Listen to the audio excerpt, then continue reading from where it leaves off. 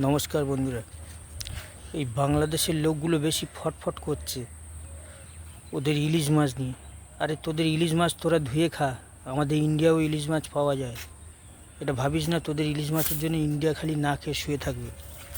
বরঞ্চ তোরা ইন্ডিয়ার থেকে যদি খাবার না যায়, একদিন যদি বর্ডার সিল করি, তোদের এক মাসের খোরাকি যাওয়া বন্ধ হয়ে যাবে। তোদের দেশে আমাদের যাবতীয় জিনিস যায়।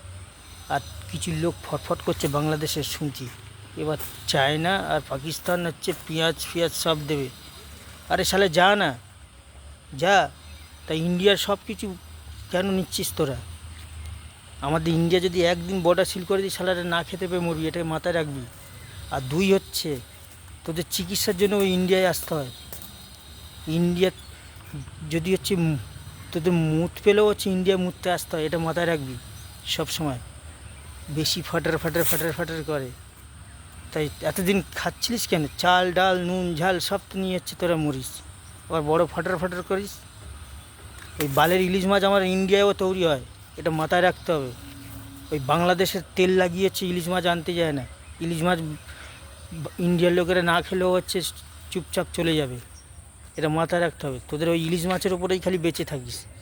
আমাদের ইন্ডিয়ায়ও ইলিশ মাছ পাওয়া যায়।